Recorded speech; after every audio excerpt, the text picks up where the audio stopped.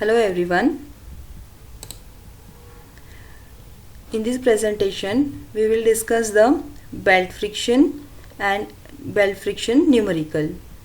Now, what is that belt friction? If the friction is between in the belt and the between that pulley surface, that is known as a belt friction. यहाँ पे हमें और belt friction की वजह से हम we can transfer that power from one point to another point. तो यहाँ पे सपोज ये फ्रिक्शन कहाँ कहाँ पे होता है, ये पुली एंड बेल्ट इन दोनों के बीच में होता है.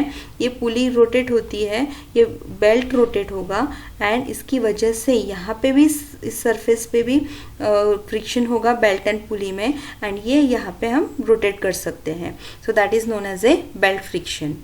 Now this is widely use. यहाँ पे इंजीनियरिंग में बहुत सारा इसके एप्लीकेशंस है, जैसे कि फ्लोर मिल है, देन पावर ट्रांसमिशन होती है, then different types of pumps are there, so we can use this belt friction.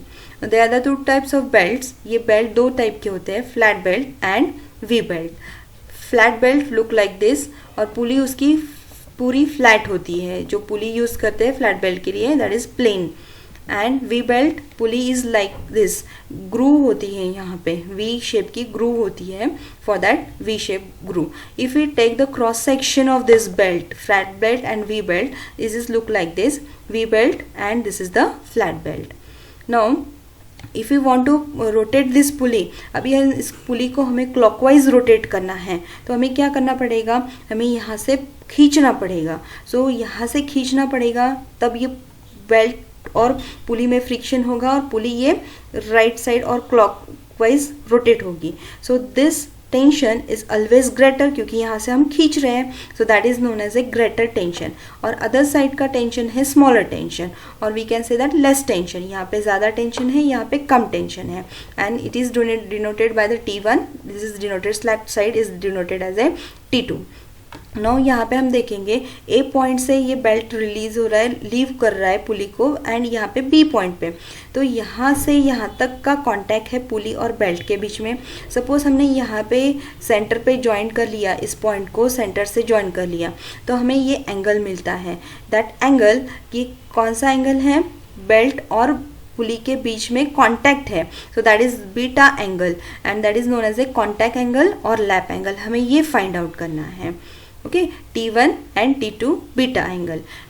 इसका एक इक्वेशन बनता है, that is equal to tight side upon slack side is equal to e raised to the power mu s into beta.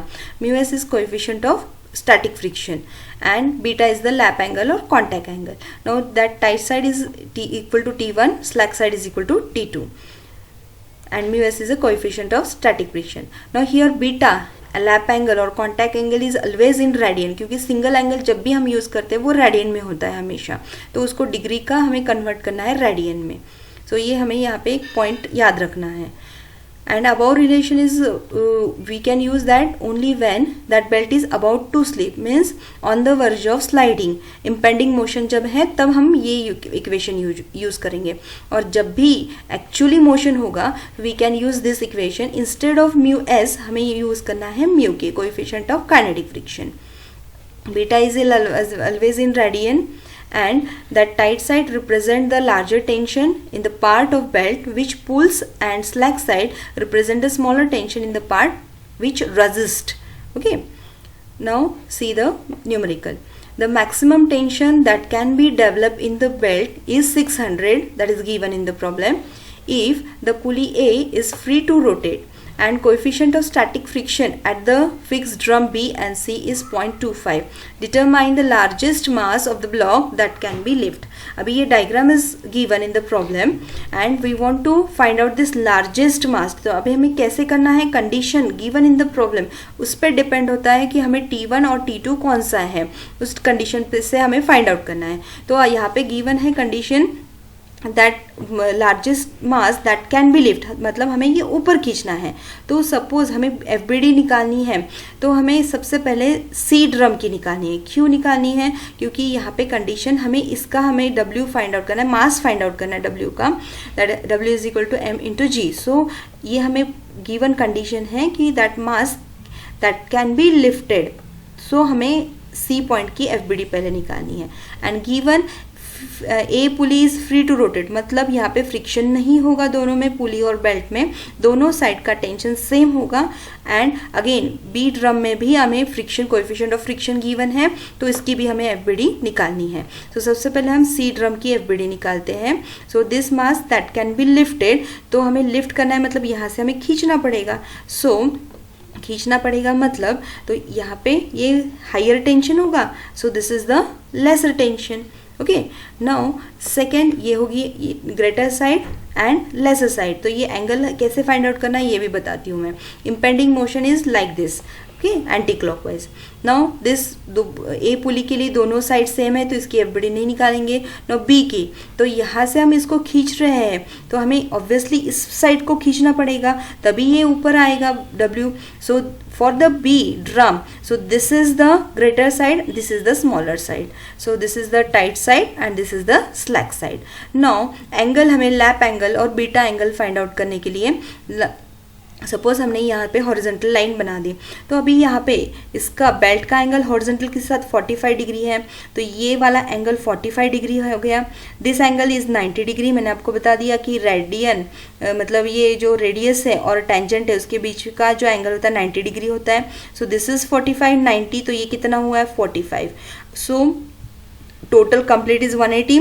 180 में से ये अगर हमने निकाल दिया तो हमें यहाँ पे इतना एंगल जो बचता है that is the lap angle और beta angle. So that is equal to for both drum, दोनों में यहाँ पे भी सेम एंगल गिवन है 45, 90 and this is 45. So 180 minus 45 35 degree है.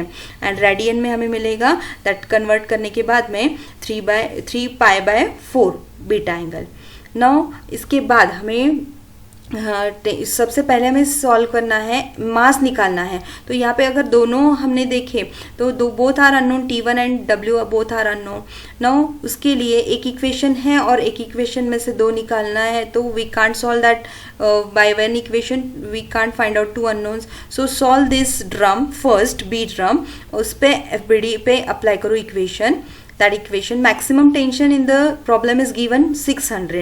So if we take this drum, so that drum B, T1 upon T2, we have the equation e to the power mu s into beta. So T1 is the greater tension and that is given in the problem 600. So हमें T2 हमें find out करना है उस पे से. So if we put the value, यहाँ पे T1 मतलब this is the T2. So ये values हमने पूरी रखी और solve किया, we get that tension slack side for the B drum. Now this is equal to this one. So अभी यहाँ पे इक्वेशन B के लिए C के लिए हमें मिल गया, this tension side मिल गई हमें. So अप्लाई यहाँ पे अभी इक्वेशन यूज करना है, सेम इक्वेशन C ड्रम के लिए. Now here T1 हमें मिल गया, T2 क्या है W weight equal to mass into that G. Okay, so हमें मास फाइंड आउट करना है. सारी वैल्यूज हमने पुट की and we will solve that equations, will get the mass. Okay, that is the answer. Now second, a rope having mass of 0.6 kg per meter is wound 2.5 times around a horizontal rod. What length of x of the rope should be left hanging if 60 kg load is to be supported? Take mu s is equal to 0.3. अभी यहाँ पे भी हमें FBD निकालनी है. सो FBD के लिए conditions given है दैट कैन बी सपोर्टेड. हमें कैसा एक्स फाइंड आउट करना है, बट कैसा है हमें फाइंड आउट करना है कि इस 60 kg को सिर्फ सपोर्ट करना है, हमें लिफ्ट नहीं करना है. अगर लिफ्ट करना है तो हमें ये इस साइड से खींचना पड़ेगा, तो ये मैक्सिमम साइड हो जाएगी और ये स्लैक साइड हो जाएगी. बट अभी हमें क्या किया है, सिर्फ सपोर्ट करना है, मतलब this is the tight side and this is the slack side. So and यहाँ पे कितने टाइम्स ये रोप ने वाउंड किया है, इसके 2.5 टाइम्स. तो हमें बीटा एंगल के लिए ये हिंट है एंड ये हिंट है कि tight side to be supported. Tight side कौन सी है ये हमें फाइंड आउट करनी है. So draw the FBD first. Now यहाँ पे ये this is a T1 side, this is T2 side, T1 side and T2 side. Right side is a T1 side. Now mass of the rope is given, इसका mass given है rope का, that is 0.6 kg पर meter. To support the load of 60 kg, the force required on the other side of the rope will be less. Okay, that is T1 is greater than T2. T1 is greater than T2. Now lap angle. So lap angle 2.5 times मतलब this 2 circles completed and half circle. So now half मतलब ये अगर हमने यहाँ पे diameter draw किया तो क्या बनता है, एक हाफ मतलब कितना होता है, pi, 1 pi, second pi, third, fourth pi, 5 pi, so total is equal to 5 radian. Directly we get the in radian, degree में नहीं मिलता है हमें, तो directly 5 radian is the lap angle, beta angle. Now tension side, T1 side ये हमें calculate करनी है. 60 kg is given, that is not a tension, kg is not a tension, newton is a tension.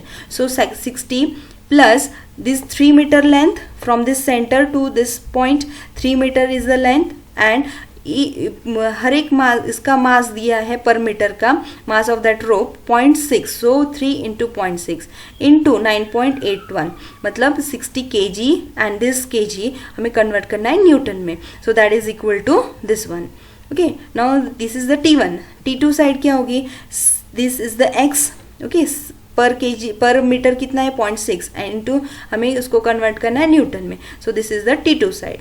Now put that value in that equation में values put की, तो हमें x हमें find out करना है, सॉल्व किया तो we will get the x. So this is the numerical of belt friction. Thank you.